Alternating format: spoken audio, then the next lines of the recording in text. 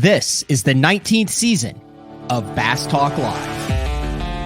BTL is presented by Bass Cat Boats, Strike King Lures, AFTCO, Pro Guide Batteries, X-Zone Lures, Shoreline Boat and RV Repair, Spro, Gamakatsu, Big Bite Baits, The Bass Tank, Denali Rods, Beatdown Outdoors, and Sunline. BTL coming at you.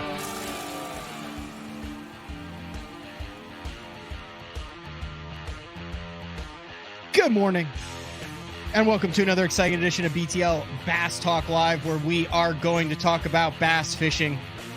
Exciting show today.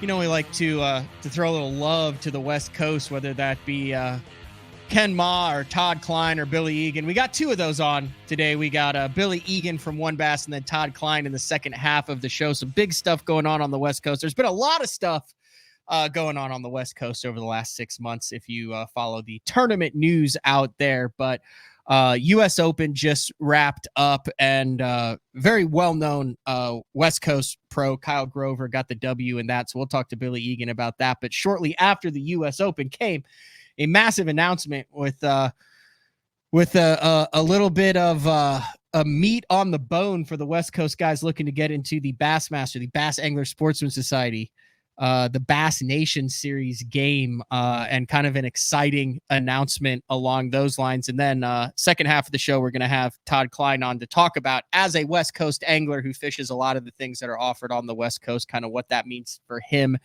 and his fellow competitors. So let's get right to it. Let's bring in Billy Egan. What did Jeffries used to call you? The man who makes things happen? Is that what he called you? I couldn't remember that. I was going to bring you in, but I didn't want to call you the wrong thing.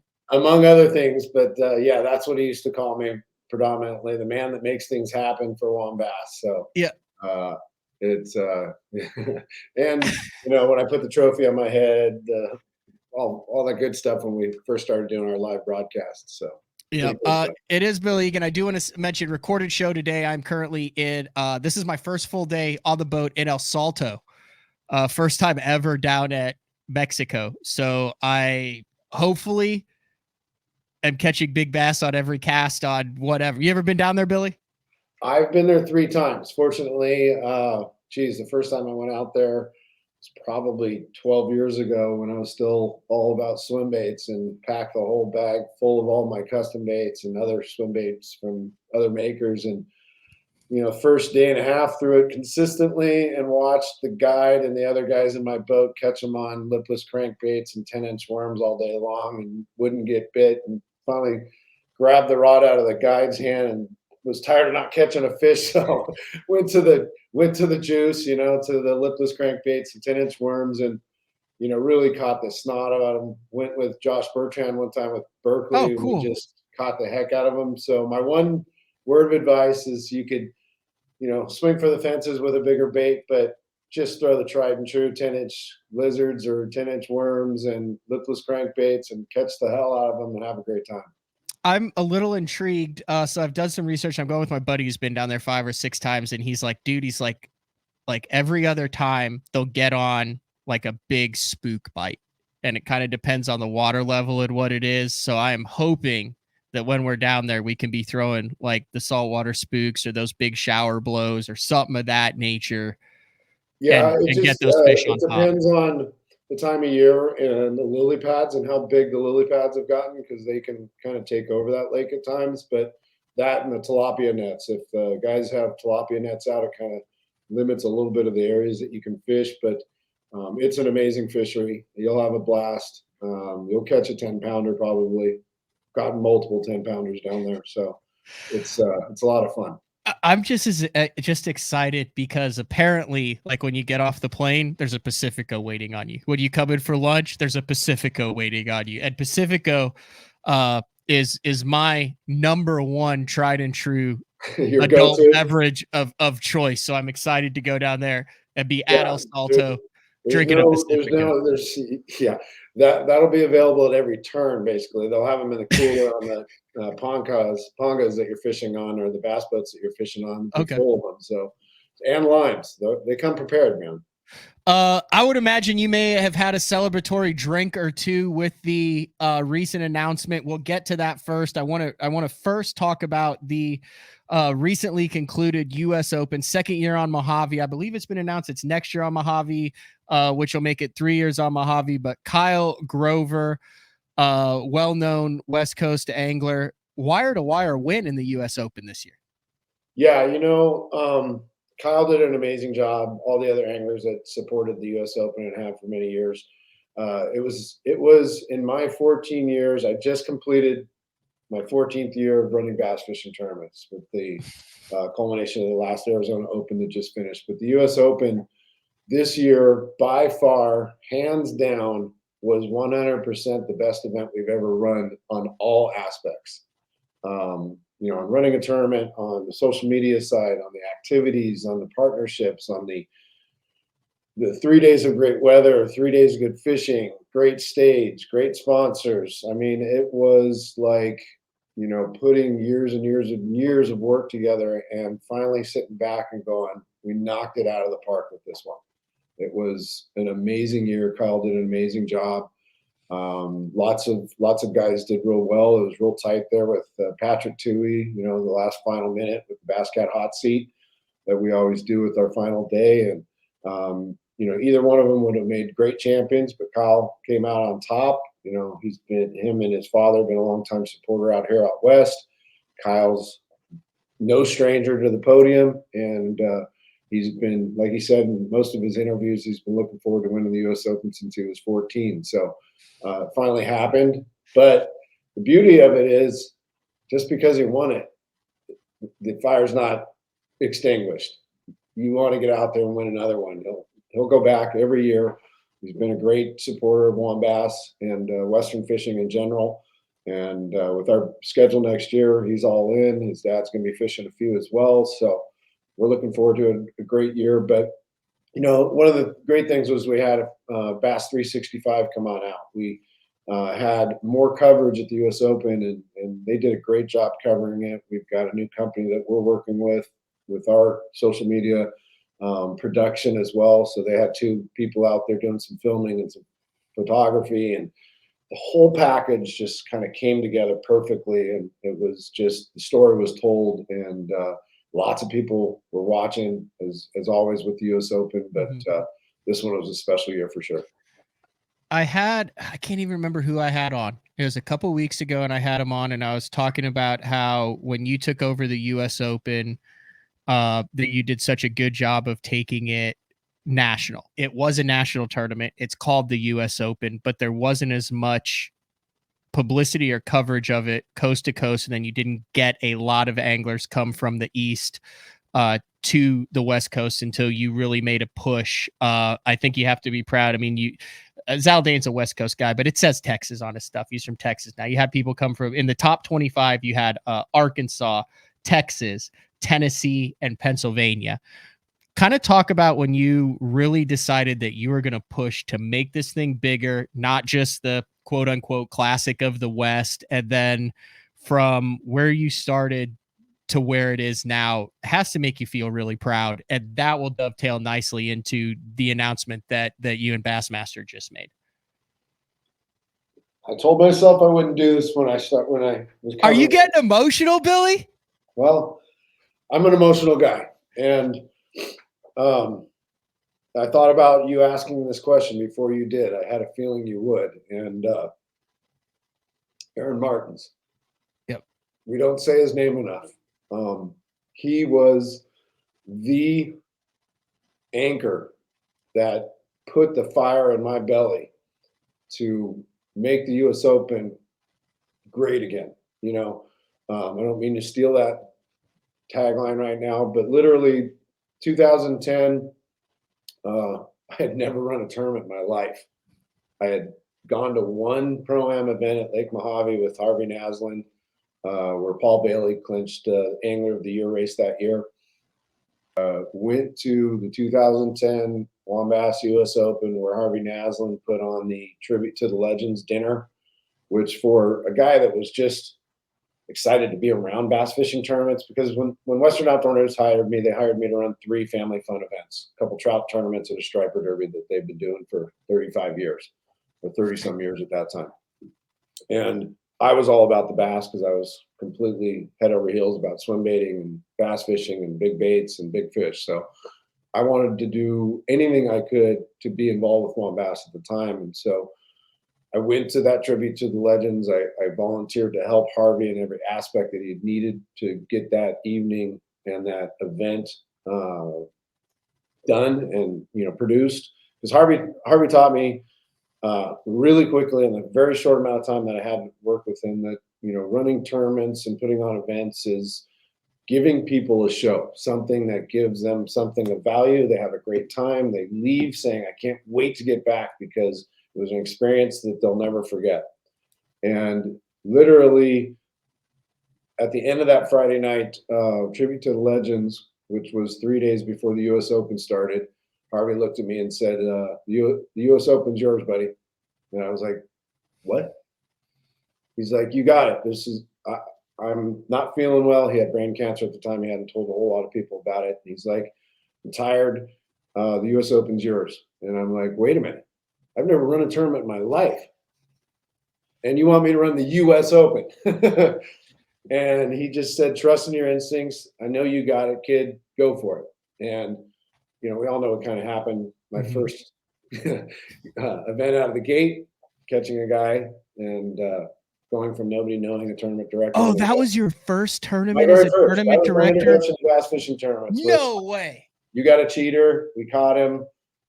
I don't want to bring up all that stuff again. That was my introduction to tournament directing. So long story short, no one knows about this. It was the walleye scenario before the walleye scenario happened. End of discussion. That's all we need to say. But you caught him, and it was a deal at the time. But you immediately were tested. I didn't know anything really about bass fishing, the traditions, the way things typically worked. I was the new guy. So when that happened, at the time, Western Bass was the only place that people really went to kind of post on the forums. And I got up to the hotel at 11 o'clock that night after running my first US Open and dealing with that whole situation and watching everybody go south on how it happened, what they saw. And, and to me, transparency is everything. So I wrote this big, long paragraph, essay, if you will, on the truth and nothing but the truth about how exactly it happened, what we did, how we caught it, what we were going to do, and what our stance was. And everybody all of a sudden went, who the hell is this guy? Tournament directors don't talk about this stuff. They don't come out in the open and just, keep it, lay it all out there under the rug. So I went from everybody not knowing me to who the hell is this guy? And it's been a journey. But again, Aaron Martins was the original igniter of the fire in me to help bring Wombass and bass fishing in the West back to its greatness. There had been some hurdles prior to me getting there. There was a couple of US Opens that weren't run when things were going through transitions. Heck, the very first US Open I ran, I think we had 112 boats. And there weren't a whole lot of guys still coming from back east to do it because it kind of lost a little bit of the fire. And it built slowly, putting the effort into it. I think we reached, I used to say, geez, I used to fish during the US Open. When I was younger running these tournaments, I found time to fish during the time of running a US Open. I look at the guys go, I don't know how the hell I did that back then. They're like, well, you only had 112 boats. Now you got over 200 boats coming to the US Open, or nearly 200 boats, or 280 we had one time. It's been an amazing ride. It's easier when you're picking up the work and efforts of many people before you. Wombass has been around for over 40 years. The Twilliger family has been at the helm ever since it started. It's a family-run company, just like the one we're going to be talking about in a few minutes. It's tradition and a long-standing of being transparent and doing what you say you're going to do giving away what you say you're going to give away, and giving everybody a platform to elevate themselves either in their angling or in their sponsorship, and selling more boats, selling more reels, getting more people involved with fishing. I know a lot of people have heard about the U.S. Open because of the work that you've done with it, but if you don't follow that West Coast, clearly you also run, and you mentioned you just finished up the Arizona Open, I believe it was, but you also run basically a kind of a tournament series that leads up to the U.S. Open. Next year, you guys are on Shasta, Clear Lake, Havasu, and Lake Mead prior to the U.S. Open, which is October 14th through 16th. This is kind of where the announcement with the Bass Nation and Bassmaster comes into play. Yeah, and this was kind of out of left field for me. I didn't see this. It makes 100% sense once you understand it and see it. But you can't do a show where it's MLF hates the West Coast, Bassmaster hates the West Coast. They've canceled Elite Series events out there. They don't have the Western Opens anymore, especially with this new Bass Nation. The furthest west is the furthest west that they go, basically, I think, is going to be Oklahoma when it comes to the Bass Nation. But talk a little bit, and I'll throw the website up with the information and the press release on it. But talk a little bit about how you guys partnered with Bass and what that means for the West Coast anglers and their ability. It's a carrot. It's still a carrot. It's a carrot out there, but at least there's something to munch on. Yeah, nothing happens overnight. Obviously, there's a lot of work, a lot of talking going on between myself and the crew over at Bassmaster. It started, about 5-6 years ago, and it was just an idea, a conversation piece, because WAM Bass has been around for 40 plus years now. It's has great sustainability in the industry. There is no black eyes, if you will, throughout the history of WAM Bass. We've always run a great ship, and fortunately for me, I've been at the helm now for 14 years of it. And many years ago, I started planting a seed with Bassmaster and the group over there about getting involved and utilizing WAM Bass to help with their exposure in the West, because it doesn't take rocket science to figure out for a company back east to come out here and run one event, let alone a couple events. It's a $350,000 investment just to move the trucks, the boats, the people to get out here to run an event. If you're not getting funding from the cities or your return, it's hard to make a decision to take that investment to go out west when you've got so much water, so much viability out east. So, over the years, I've watched, the guys out here get disappointed because a business makes business decisions that make business sense to that business, and try to find a common ground between ourselves and Bassmaster throughout the years of communicating with them on the opportunity to use us and our resources out west to enhance their ability to reach our anglers and to give them a reason to chase the dream, but not have to leave their family and their wives and their day-to-day life to go chase that dream. So it's augmented over the years. Originally the dream was, hey, let's get a classic berth right out of WAM Bass or the U.S. Open, or our events are great, it's worth it. But through the conversations with Chase, who's an amazing person, amazing family, amazing job with Bassmaster, Chris Bowes, Hank Weldon, GL Compton, those guys, we learned real soon that the classic is real tight to the chest for him. Yep. It's based on qualification. There's things that you have to do to accomplish that dream of getting to the Super Bowl of bass fishing. So we understood that, their comments were, we've never given a classic berth to a one event situation, or let alone just a couple events, because we were running 4 events out here, trying to grow our events with our sponsorships and still give away, the 110% payouts on the pro side and great products and things like that. So we knew that maybe there had to be a different angle to approach this. And Trait and Chris Zaldain happen to be a big part of this because they're good friends of mine.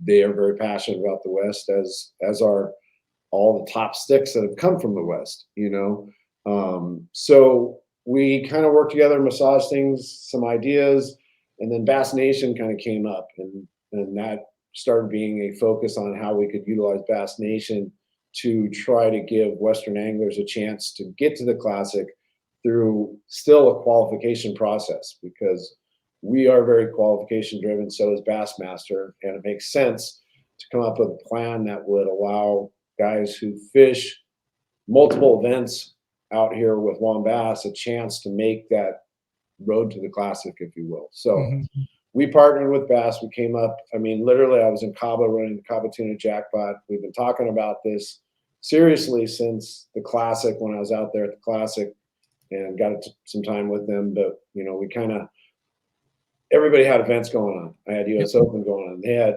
Opens going on. And then I'm in Cabo running the Cabo Tuna Jackpot. Chris Bozer and I are talking.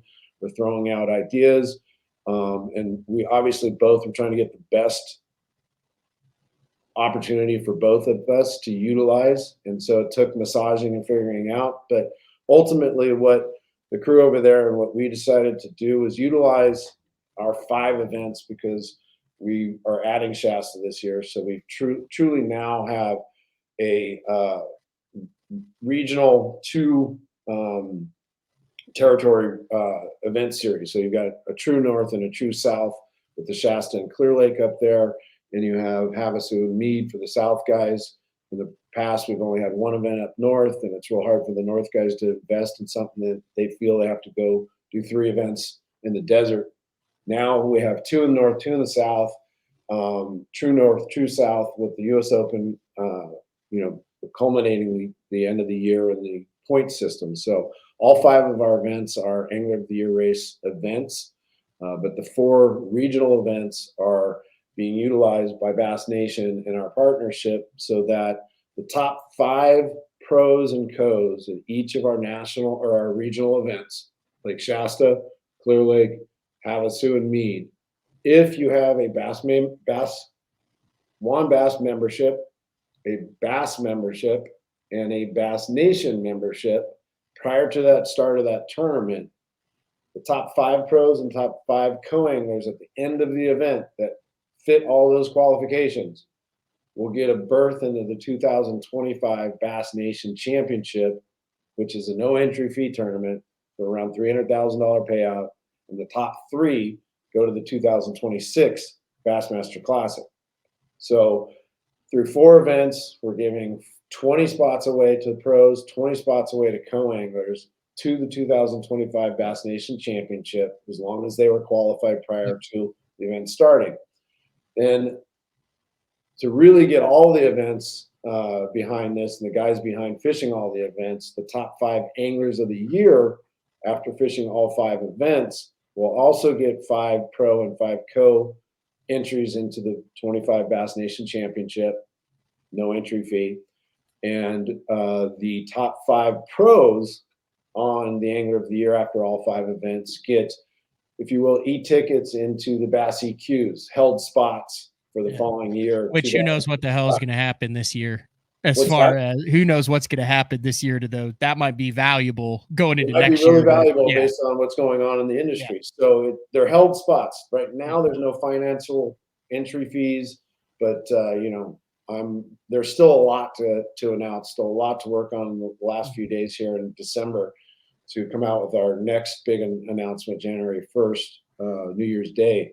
But, again, so the really cool part of this is now West Coast anglers have a viable tournament circuit, WAN Bass, it's been around for a long time, to fish, for an opportunity to go back east to represent the West. I mean, at the end of this, we're going to send 25 of our best sticks and co-anglers to the Bass Nation Championship in 2025. And I know for a fact that they're going to make an impact at that event, and we'll see some of those names at the top. For those who haven't followed all the changes that have gone on with the Bass Nation. The Bass Nation Championship is a tournament that used to take one angler from each state. You would fish your local club, and then you'd fish your state qualifier. They're all independently run, or were independently run, to determine how you would get your 10-man state team. Then you would go to a regional. Then you take the top angler from that state from the regional, which would then go to the national championship. Then they would do the top 3 anglers go to the classic, and the top winning national championship angler back-to-back years. Now, God, I can't remember his Will Davis. I think it's Will Davis. Yeah, Will Davis Jr.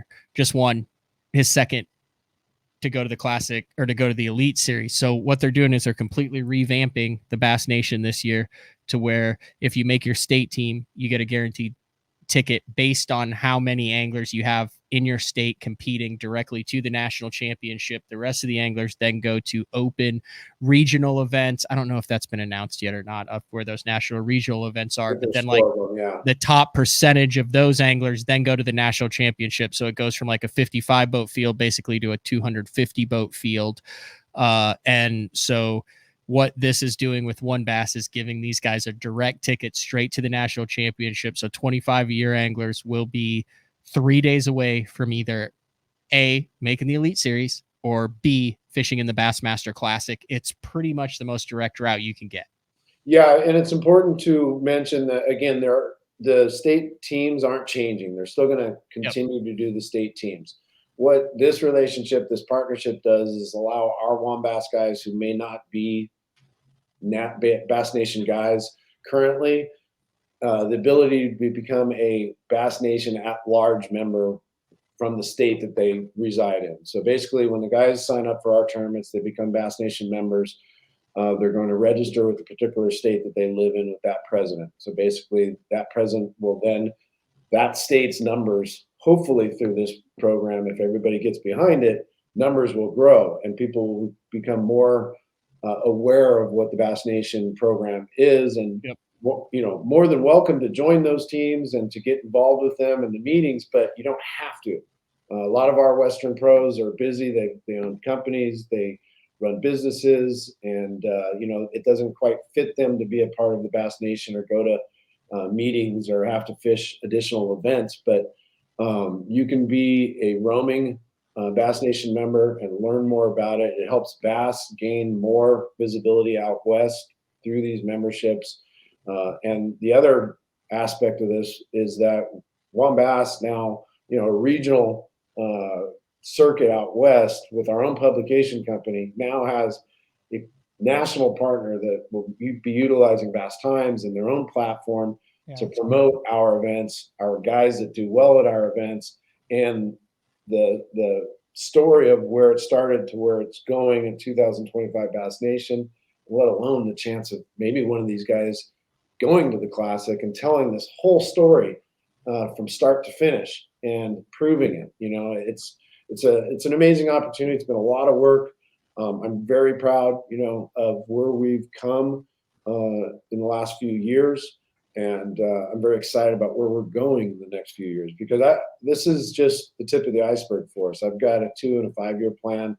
I want to grow WON Bass regions. I want to have 4 regions within the next couple of years, open up a region up in the Southwest up there, Washington, Oregon, Idaho, maybe 2 events up there. The Southwest, maybe New Mexico, Utah, or Elephant Butte, or bring some of those lakes back into the mix so that we have 4 regions, 8 events, plus the U.S. Open. All of a sudden, geez, we got 9 events, and Bassmaster could go, oh, wait a minute. These guys are fishing 9 events, just like we're fishing 9 events. And maybe we prove this works. Maybe the Angler of the Year some day down the line at WON Bass goes directly to the Classic and maybe gets invited to the elites, because we're all based on qualification. So who knows? That's the focus. We want to grow fishing tournaments in the West. We want to unite everybody together, because it's the only way it's going to work. Kent Brown, Rick Grover, they've been involved with the industry out here for many years. When I started, My very first event was going to a Bassathon that Rick Grover was putting on, which was a big November event every year. I had just been introduced as the WAS tournament director. They walked me over in the corner, pushed me up against the wall, and then they looked at me and they said, if you don't figure out how to make all these organizations work together, it'll never work. So it's been a mission to get people to work together, to have a common goal, and to grow the fishing industry, products, people that fish it, by promoting them, their products, and the story, if you will, as best we can. I mean, it's not a pipe dream, because you look at what Bass has done with the team series, and they've had relationships. I think it was with the ABA before. We're sending a team series guy to the classic. We're sending a college angler to the classic. We've sent WBT women's anglers to the classic before, so it's definitely something that that Bass is open to. More information on this, One Bass, WON, not the number. It's WON, Western Outdoor News. One Bass. Is it onebassevents.com?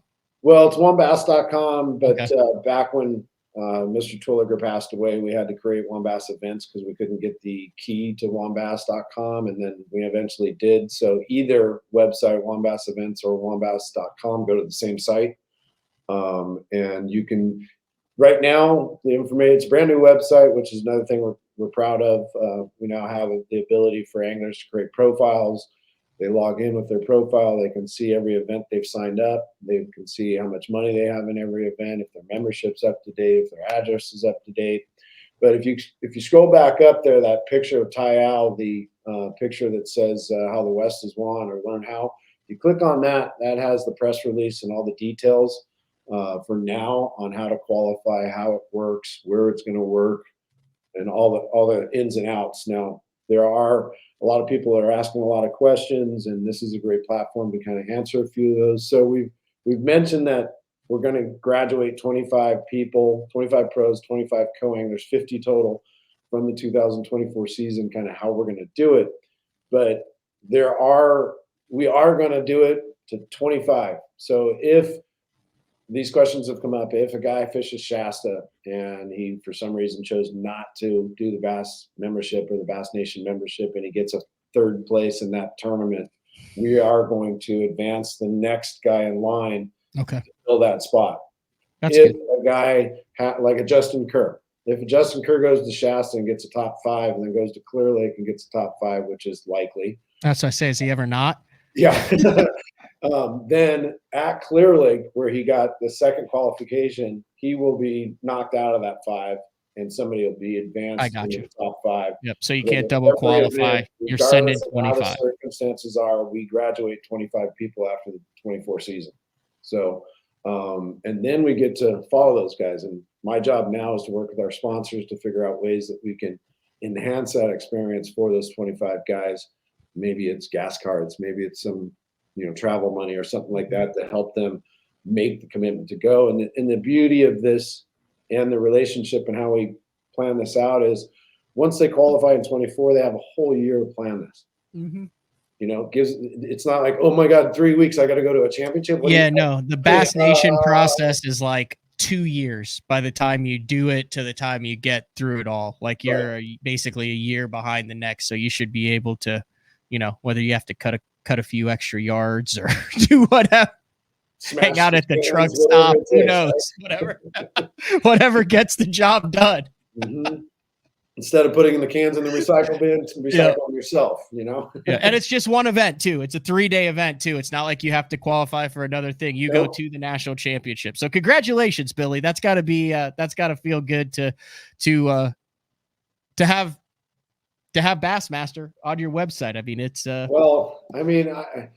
I've been on cloud 9 because it's been something I've been working on for a long time, and it finally came together. And just this weekend we announced it on Tuesday, and I was just relaxing at home, and I clicked on Bassmaster. I'd heard Hank Weldon was going to do a show on Bassmaster Radio about the partnership, and to hear Bassmaster talk about the U.S. Open and about Juan Bass and the accomplishments we've had, it was like, okay, you did good. Things are going well.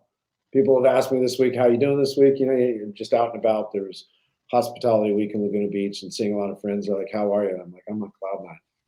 You went to hospitality weekend at Laguna Beach? Yeah, it's a night where all the stores stay fancy. Open. It is a little fancy. Laguna Beach is great, but all the stores stay open a little late. They all serve wine and cheese, and everybody puts on their Christmas gear, and they close down one street and have a couple bands, and it's like a mini reunion. Did you have to wear a collared shirt? No. Well, you don't have to, but a lot of people were actually in their, red Santa hats and outfits, but it was a good time and just got to see some people I haven't seen in a long time. And it just felt good to know that your efforts and hard work were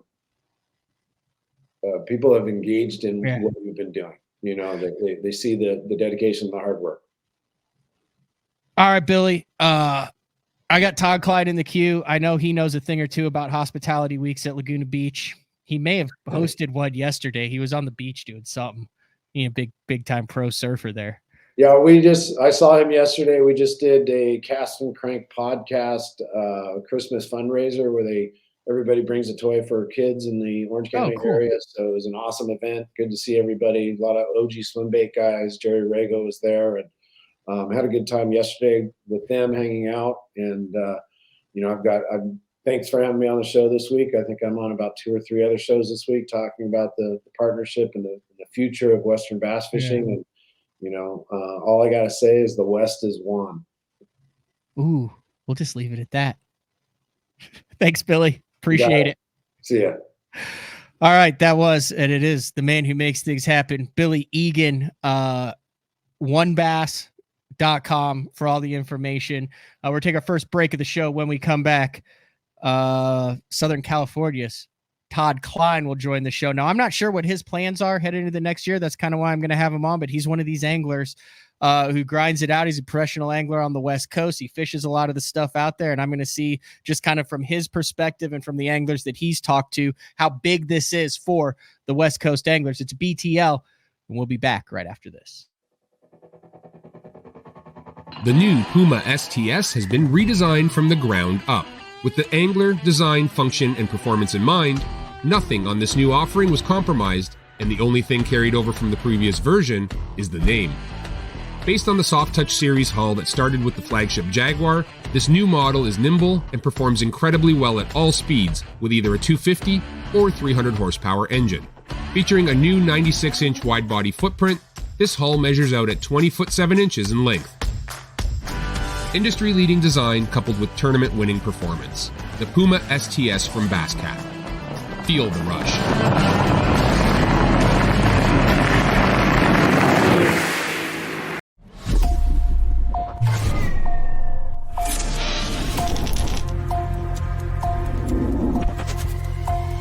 Everything you need, one legendary brand. Top 100, Strike King.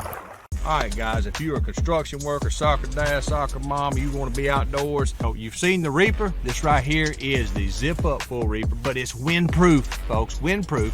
And it actually has the mast built in. It's behind me. I mean, if you can look good, feel good, and stay warm, you better check it out. It's the zip-up Reaper. That's right, windproof. Shoreline Boat and RV, dock rash, storm damage, collision repair, that deep scratch or gouge from trying to access that secret creek. Shoreline Boat and RV can get your prized possession back in mint condition and looking good on the water, fast. All repairs are done in-house, so they're able to get your boat or RV back to brand new, quickly. All Shoreline's work comes with a rock-solid warranty. Find out more at shorelineboatandrv.com. Kansas City, Austin, and Tulsa.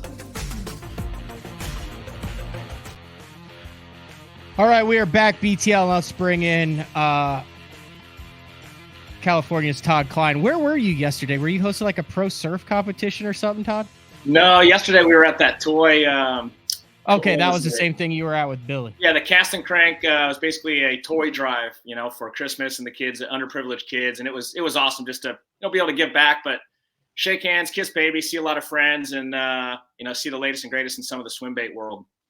Last time I really talked with you, you were hanging out with Ryan Sheckler. Yeah, I Or don't you really were hang at with him. the Yeah, event? I saw him at an event, and to Yeah, your point, that counts. I did announce a surf competition on Saturday, which was pretty cool. Awesome. You were there for most of what Billy just announced. Now listen, I'm not going to go into it in the show. There's been a lot of stuff that's gone down on the West Coast as far as tournaments. The Apex Series is no more. There's a new tournament organization with that's coming back there. Billy One Bass seems to be the pillar that survives everything. Now with this thing with Bass, kind of talk a little bit about what the West Coast Anglers vibe is. Did this create a buzz in the tournament scene when it was announced now that there's a direct path to the Bass Nation Championship?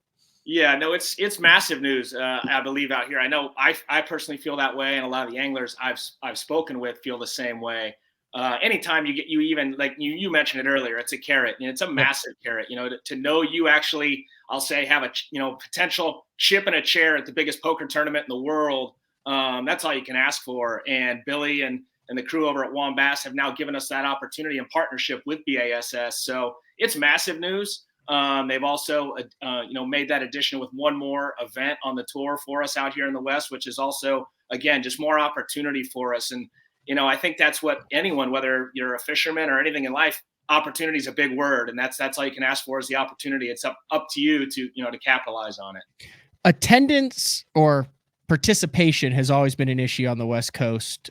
Do you think that this is going to really boost the numbers in tournaments for all of these tournaments, considering you don't have to fish them all? From what I understand, you could fish one, and if you finish in the top 5, you get that direct entry into the national championship. Do you think there's going to be a massive increase in guys who are fishing these things and make sure that they're a member of the Bass Nation and a member of One Bass and have all their let's say I make this right, T's crossed and I's dotted? I do, Matt. I think already the numbers were pretty substantial out here. One's always been the leader. I think part of the reason for that is the camaraderie between the co-angler and the boater, because it's a shared weight format. So it's very inviting for both parties. But now just to have even more opportunity for us out here in the West, I do think we'll see a substantial jump. You touched on it too. One of the other organizations no longer out here, so not diluting the water as much, and really now there's just 2 major platforms that lead to the highest at each level, being the MLF and then the B.A.S.S, which that's all you can ask for. Have you decided what you're gonna jump in next year yet? I'm fortunate to have the backing that I do from a sponsorship standpoint. So I'm going to do both of them, MLF and One Bass. I didn't fish all the One Basses this year because unfortunately the first AZ Open got canceled due to wind, and then it wasn't overlapping, but it was kind of overlapping when it came to the practice for the makeup date on the AZ Open. So I didn't fish that last one, but I will absolutely fish all of them on both sides next year, MLF and One Bass. How many U.S. Opens have you fished? It's a great question, because I did quite a few from the back of the boat too. From the front, I'm going to say 5. Yeah. That's a big deal to the West Coast guys specifically, isn't it? I mean, there's not anyone who tournament fishes who doesn't follow that. I mean, it's the biggest out here for us on a couple levels. One, it's obviously got a massive prize purse. First place being, right around 100,000 plus, let's say, I'm gonna estimate up because that's what we do as bass anglers, but $100,000 bass boat as well. So that's massive. That's a big opportunity. And then the other, the big thing that I think personally myself and a lot of the other anglers out here, to be the best, you got to fish against the best. And we get a lot of the top guys that will make that drive to come out because they know there is that opportunity. And I think now with this announcement, we could potentially see even more. So, it's definitely, it's the biggest event we have in the West, no doubt. I think what I didn't understand until I really talked to some guys out there is how big the West is. So like, take this. You could be in Alabama, and if you're in the middle of Alabama, you can drive to Arkansas, you can drive to Georgia. You're 10 hours from all the lakes in Florida. You got all the TVAs around you. You can be in 8 hours. You can be out to the Carolinas. Like, it's all right there. If you're in NorCal and they have a tournament anywhere. I mean, you can drive 13, 14 hours and still be in the same state. Yeah. In California. And that's a big logistics nightmare when you're trying to make all these guys happy, from where you are to the guys up in Northern California, to Arizona, to New Mexico, to Utah, Oregon, Washington. Like, you're talking about a lot of real estate to try to figure out where to put these derbies to get everybody to attend.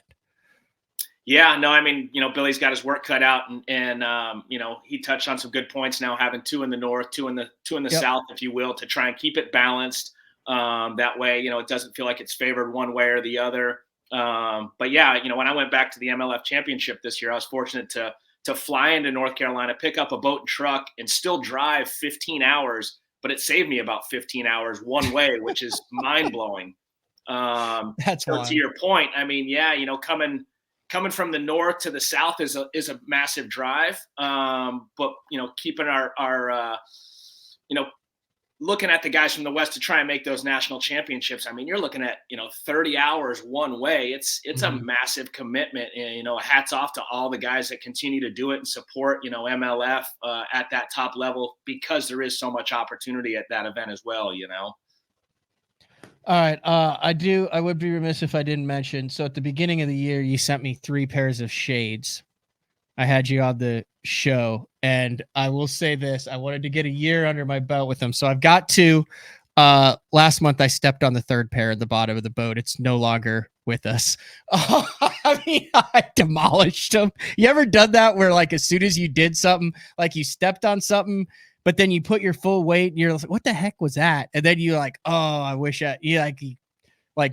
anyway. The worst is when you're looking for them and then you hear something pop and you don't even look down because you know exactly what it was. Yeah, I crushed you. But I got the 2 pairs of the electrics, and I am sold on these things. So thank you for sending those to me. My pleasure. Glad to hear you're still rocking them. Extremely thrilled, extremely pleased with them. And you, whatever color that is, it's the one you can kind of see through. So I'm a little nervous to wear them because I hate the sunglasses where you can barely see the people's eyes. I think it looks a little creepy, like when they're looking at you. Especially when you're looking at the ladies, that are there attending those weigh-ins. I understand what you're doing, Matt. The dock frogs is the terminology. Anyway, you were like, hey, wear these things early and then don't take them off the rest of the day. Yeah. And I've done that, and it's like the only shade that I wear now. It's like is that called an amber, or what is that one? No, that one's the low light yellow. And that low light yellow, that term, I'll use it loosely. It's like yesterday when we attended that event, the toy drive. Majority of those guys were, the big bait guys, the swim bait guys. That's their favorite lens as well, because the bottom line is it's the best sight lens out there. And as throwing those glides and stuff, you got to see how the bass are reacting. And so sometimes, it's the twitch, pause, or whatever you need to do to get that bite, but you got to see it to make it happen. Yeah. But anyway, I just thank you for sending me those. That's great. Customer service. There's that one. It's kind of like a square. Oh, here's the other thing. This is probably not good. Oh no, I took the cups off it. I have them in my in the middle of my boat, and if it's sunny out, I'll actually wear these. But I wanted some like a daytime deal, like the cool shades. Yeah. But I also I have been very impressed. I am very bad about putting the sunglasses back in the case that they came in. Actually, I have no idea where any of the 3 cases that they came in are, and I just toss them in my glove box, and then they float around. Very scratch resistant too, which I was very, very fond to find that out. Like, I mean, I don't have any major scratches, and these things have been like banging around with stuff they shouldn't be banging around with. They're pretty durable for sure. Yeah, they're pretty durable. So anyway, electrics, if you guys are looking for a pair for Christmas, would highly recommend those. Yep. Electric Thank fishing. you for the hookup. Yep. Appreciate the shout out. Anything else you want to get in here before I let you go, Todd? Like, I mean, what numbers are we talking about? Like, are we talking 200 in every one of these things, do you think? Well, and that's something I'll talk to Billy about. We should have put his feet to the fire on that. Is he actually going to hold the line? Billy's still here. There's Billy. Bring his feet to the fire. Billy's still been watching. We'll bring him back in. You got questions for Billy. There's Billy. Yeah. Let's put the feet to the fire, Billy. So I see on the website 200 capped. Are we going to cap it, or when we get to the 200, go, hey, it looks mighty appetizing to get to 225? I know I've dดthat in the past, but now with this carrot, it's 200 max. So all right, make sure that record button's on there, Matt, so we can play it back on them. I mean, are you optimistic that these things are all going to cap out? So It's a to bass your point, book. Matt. I swear by this bass book that it's 200 bucks. So to your point, Matt, I think this. Let's be honest too. This is going to be a tricky year for the industry as a whole. Things are definitely slowing down a little bit with the economy. Groceries are through the roof. Gas is through the roof. So the timing couldn't have been better on a lot of levels for Billy and WON Bass, because otherwise we probably would have seen the numbers go down. I'm going to say on my end, if we can at least maintain where we were last year, and probably will see a jump, I think he did fantastic, because I think around the nation we'll probably see some dips in a lot of the numbers, and then in hopes that 25 we really crank it up. But who knows? I know there's a lot of buzz out there right now. Even yesterday at that event, people were talking about it. I know my buddies, a lot of us have already got our deposits in, because if you get to that 200, and then we heard it right there, Billy said he will keep his heels in the ground. The line is in the sand.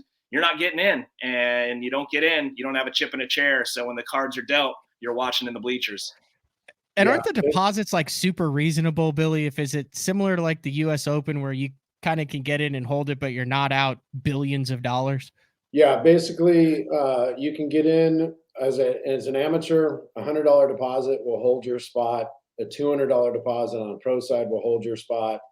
We don't like keeping people's money if they don't use it, so we either transfer the money to another event or we refund, because at the end of the day, these anglers are our customers. We want them to be happy. We're not here to hold their money or make money off these anglers just because they weren't able to fish an event. So big thing with us is communication. If you got a deposit in and for some reason something comes up and you can't fish, give me enough time to figure it out so I can find a replacement. But a key factor to this is the amateur side of what we have.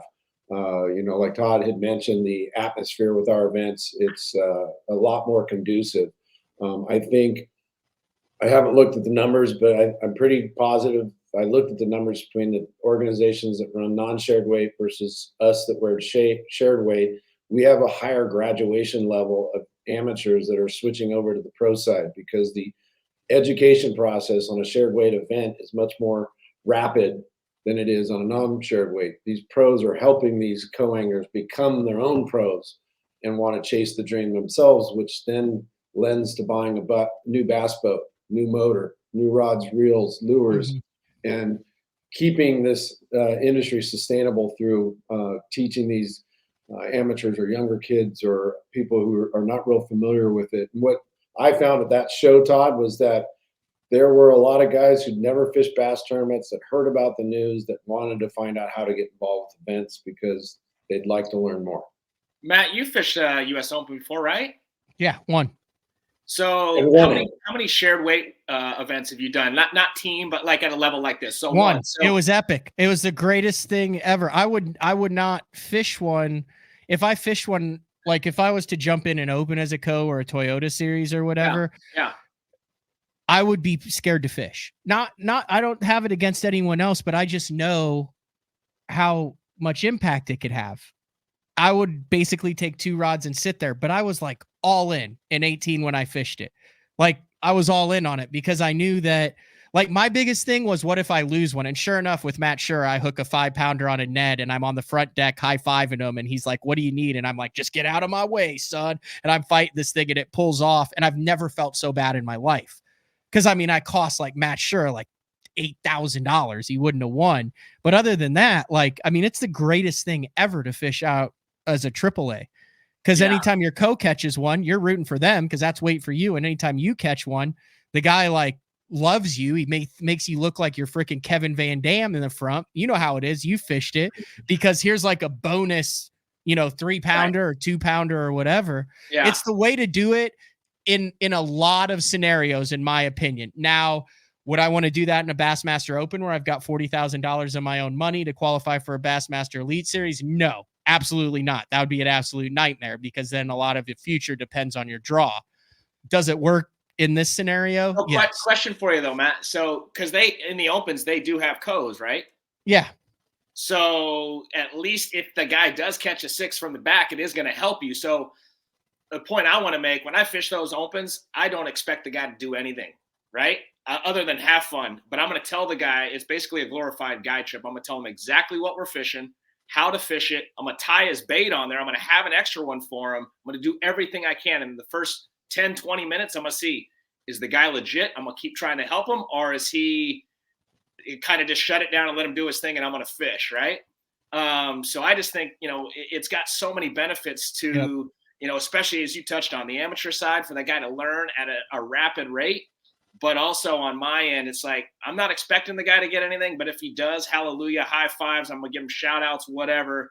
But I just think it's a win-win on both sides, because most of the guys on the MLF side, super cool, never going to have an issue. But I've had a few instances where a guy's firing up on the isolated little rock pile you got, and now you have to figure out, I have to barely reach this thing so that guy can't reach it from the back, and it's just awkward as heck. And I do want to point this. There's some guys that are like, well, I don't want to like at a Bassmaster Open in that deal, I don't. But if you look at the names that are at the top of the leaderboard in shared weight formats out west, they're the guys who have kicked everybody's ass in solo tournaments, in co-angler boater tournaments. You don't see a guy who is just hot garbage on the water get 3 non-boater draws and all of a sudden win the US Open. They're guys who win regardless. They're a round fish. They're a round winning fish. And they're AAA might add a key fish here or two, but it doesn't diminish the talent of the angler in the front. Like I said, for that format, I think it's fantastic. You're smiling, Billy. Am I wrong on that? No, it's awesome. The experience, the friendships, the lifelong relationships from angler to angler that have forged through the 14 years I've been doing it. These guys, they have a blast doing it. They can't wait to get back and do it again. Even the U.S. Open. I mean, like I told Matt, Todd, that this year's U.S. Open by far was the best event we've ever run in every aspect possible. It was firing on all cylinders, and every one of you guys would have gone back out a fourth day to start all over because the energy of that event. And we have that energy at all the events because of that positive engagement between the anglers, I believe. Todd, is this what the West Coast needed right now? Absolutely. It felt like just everything was kind of slowing down, and now there's something new out there with a major opportunity, major platform that you want to try and get to. I think there's revitalized energy in the West, and I think we're going to see it. We touched on it a little bit, but I think we will see at least some sort of a jump in the numbers, and hopefully this first one will rattle some cages and get right up to that 200 mark and kind of set the tone for the year. That way we do have massive turnouts for every single one of them, because only benefits all parties. And I think, in closing, the biggest thing I want to say, Matt, is that this is a big commitment from B.A.S.S. And now is our opportunity as anglers here in the West to step up and show that, yes, we are ready for this opportunity. We are ready to support you guys. Good to have you guys coming back to the West to support us. Now as anglers, it's kind of a call out to all you guys. Let's step up and support them. Yeah. So thanks again, Billy, for giving us the opportunity. Yep, it's now your opportunity, guys. All you anglers have wanted something like this. We finally have it. Let's prove it. Let's get things rolling and make this a long-term relationship where everything always just increases. It can only go up from here, but it's up to you guys, the anglers, to get involved and to back it. Anything else, guys? I think this has been an awesome show. I mean, now look at it.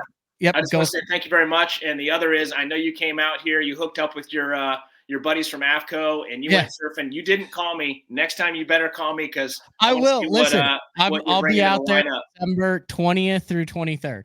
We almost connected. When are you coming? December 20th through 23rd. Okay, I will be here. Both of us. I'll go fish. Hey, I am all in on that. Like, this is my girlfriend Courtney is from OC, from the Orange County, like born and raised. Her parents are beach bums. They grew up on the beach. They got 6 kids. Beach? Yeah, there's a bunch of beaches down there. Billy might be able to get you into one of those high-end wine tasters that he was at 2 days ago. Oh, the Laguna Beach hospitality night? Is that similar to the Catalina wine mixer? Is that like the Catalina wine mixer? Wine and cheese mixer. I do know a few people out here. Matt, if you want to do something, hit me up. Let me know. No, I am all in on it. I will say this. In Oklahoma, you think SoCal, and you're like, oh, yeah, that's going to be an interesting trip. You get there, it is kick ass. It is like laid back. There's amazing beach access everywhere. Everyone's mellow. Yeah, they all drive $200,000 cars, but everyone's super nice. It's a really cool part of the country, and I was massively pleasantly surprised. I did look like a beached whale in my wetsuit with Casey Shed, and I didn't get up, and it was probably one of the top 5 most embarrassing moments when he started towing me while he was paddling me out. And in between saltwater, I had to be like, I don't want to get out there if I can't paddle out myself. And he's like, okay, well, it's going to take half an hour, but I got out there myself. I will get you to your feet. I promise. Really? Promise. And we don't all drive $200,000 cars. I got a 340,000 mile Toyota Tacoma that I'm about ready to hand off to my son. So hopefully Toyota's listening and we can talk soon. And that thing's lowered, right, Billy? Yeah, it's like a stink bug right now. Here's what I want to do. So one of the places we went, there's no one who just gave it away. Where we were surfing, there was literally a guy catching halibut from the shore, like on the same time. I know where you were. So we were surfing. You're not allowed to say it was top secret, but it's apparently like the bunny hills of skiing for surfing, is what I was told.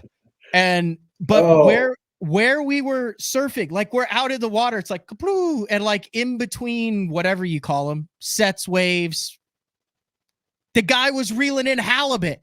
And I'm like, dude, if I could stand up on a board and catch a halibut within an hour from the same stretch of beach, that's a good day. Yeah, I used to fish all the time off of a soft top, catching calicos until I was out solo one day and I heard something breach and I figured, okay, probably a seal, maybe a bird diving. And I looked around, never saw anything again. I said, you know what? Probably not the best idea reeling calicos at you when there's great whites that are cruising around.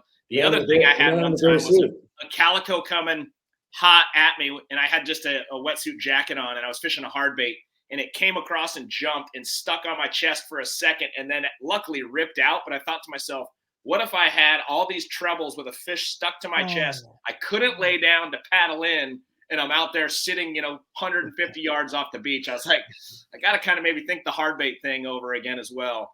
At least you know how to do the string technique now. String? Oh, yeah. Did you stick one in? Did you go past the barb? He took a 2-aught out of my finger when we went swim baiting years ago at Diamond Valley. I had a 2-aught stuck in my knuckle. Like past, those are big hook. You could see the hook go through the knuckle and the point underneath my fingernail. It was pretty good. Don't worry, Matt. Dr. Klein got it. Dr. Klein got it. Well, thanks for having us on the show. I enjoyed it. It was a heck of a show, guys. Yep. Thank you, Matt. And congrats again, Billy. Thank you for the opportunity. You got it, Todd. All right. See you guys. All right, guys. Thank you. All right. There you go. Todd Kline and Billy Egan. Yeah, Billy was just hanging out doing some work in the office when Todd had the question. I was like, hell, he's still on. Why not bring him back in? So that was a great. I do want to have Billy on. There's got to be some sort of statute of limitations as a tournament director with 14 years. He mentioned what happened. I think it was 2010 that first year, which is a wild story and very easily could have been the end of things if not handled correctly. And also during that time, working for Jeffries, who had the Bass-owned message board, that was the wild, no pun intended, the Wild West of message board days. So, I mean, that was like everybody was on message boards with thousands of threads. Like that was like, I monitored Mark Jeffries' message board on Bass-owned strictly to try to delete the meet me in the parking lot comments. Like there was message boards were big back then, but great show. Really cool now that the West, now it's not as represented still as it could be or should be. And you can say, hey, that's because of participation. You could say that's because of money or why not. But now there's a path to the top level of MLF with the Toyota series out there.